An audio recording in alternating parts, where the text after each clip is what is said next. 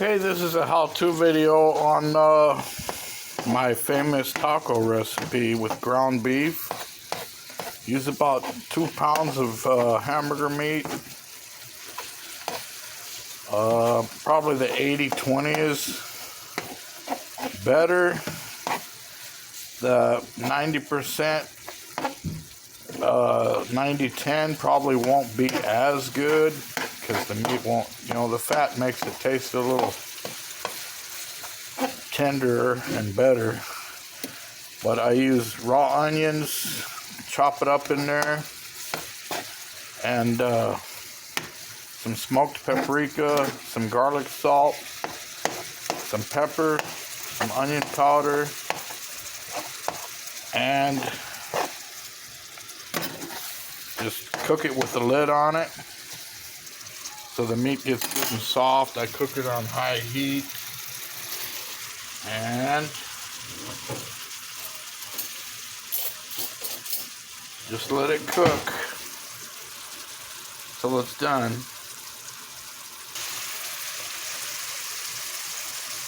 What I do is I break it up with the back of a fork, just mash down on it before it's almost done, and it breaks up the hamburger really good that way. Makes it juicy.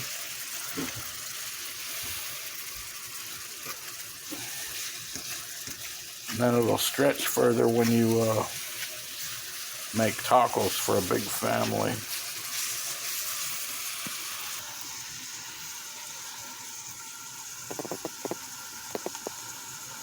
I strained the ground beef to get the grease out of it. In a strainer, you can put about a small can of tomato sauce in it and just a tiny bit of water so that it absorbs all the juices in tomato sauce. Now that the hamburger meat is done for the tacos, just cover it and set it aside. Now I'm going to make a green salsa. I have onion, jalapeno. I have 2 large jalapenos cut up, 6 tomatillos quartered, and 9 cloves of garlic at the bottom of this bowl here. You get a pan of oil. You could use olive oil, not too much, maybe about 1/4 cup of oil. I use canola oil, and then you dump the ingredients in the oil,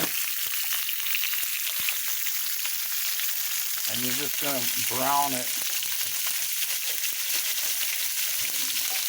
on all sides.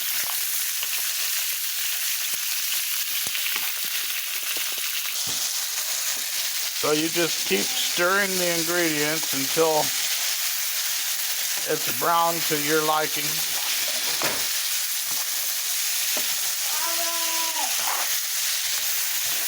Caramelizing the onions, the jalapenos, and the garlic. And then I'll put a 1/2 teaspoon of salt or a teaspoon to your liking. And I like to put garlic salt. This is my favorite one, the kind that has parsley in it. Just keep sauteing it.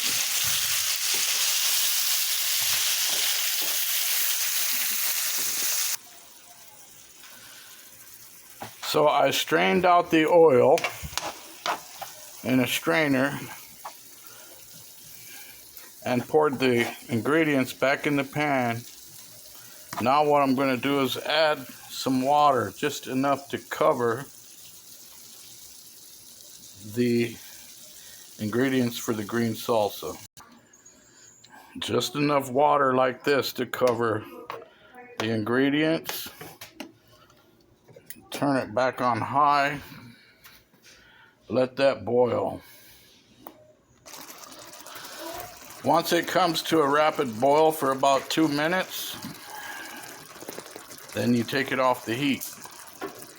Let it cool, and then we'll put it in the blender. This is what you're looking for in the thickness of the gravy from the salsa. It pretty much just turns to gravy as it rests. That's off of the heat. You want a little bit of crispiness maybe in your jalapenos, just a small amount. Then we're going to add some cilantro, a bunch of cilantro.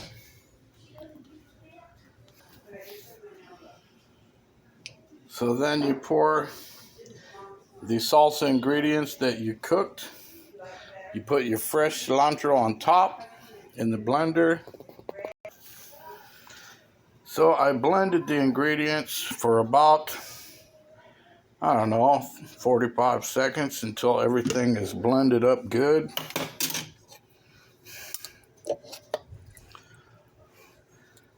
That's your green salsa.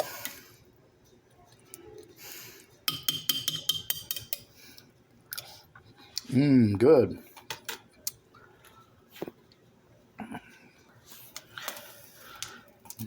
Now that you have your green salsa, your taco meat's done, you can start getting ready.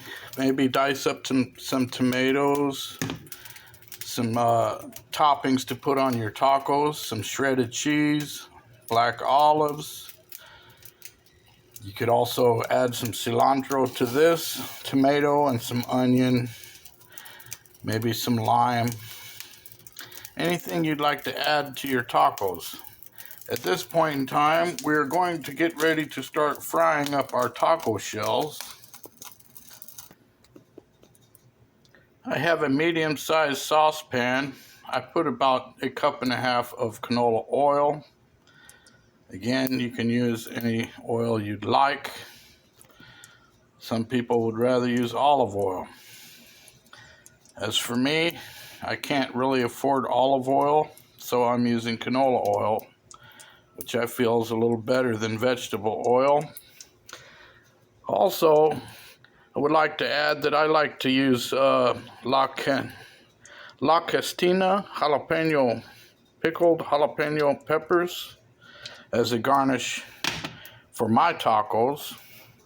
And I'm going to use the Guerrero white corn tortillas for my taco shells. Now that my cooking oil is hot, I have the heat on about 6.5, and I laid out some aluminum foil with a napkin, excuse me, on the stove here. I'm going to go on ahead and put a tortilla in, take a fork.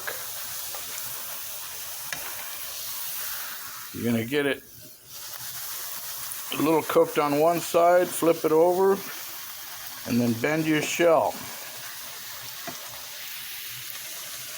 Bend it to the other side.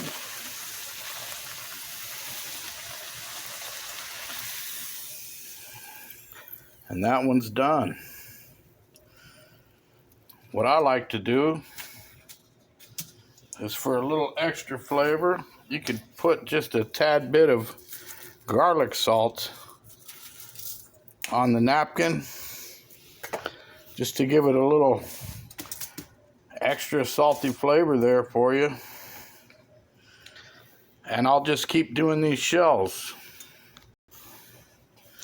Now that I have a stack of taco shells fried up, I'm going to show you how you can do a tostada shell.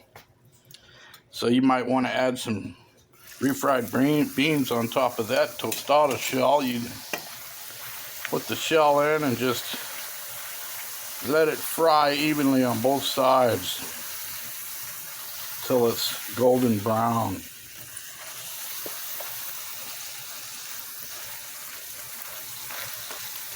You want good and crispy, unless you don't have many teeth. Maybe grandma or mother-in-law lives with you, or somebody that might have had some dental work done. It's a lot easier for my wife to chew these taco shells because they're kind of soft, see?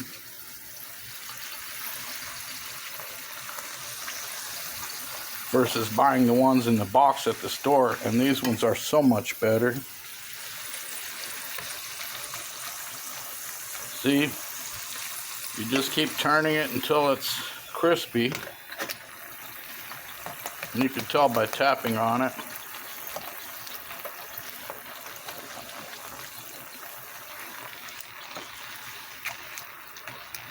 And then just take it and put it over here on your napkin.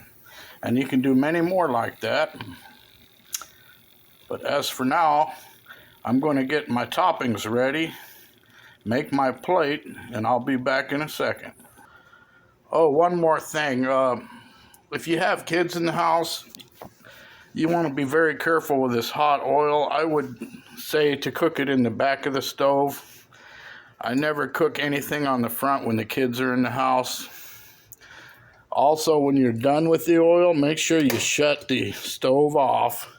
Remove the pan of oil from the stove and set it away to the back or somewhere on a cold burner. So you don't want to start a grease fire. Just want everybody to be on the safe side. Well, this is the finished product.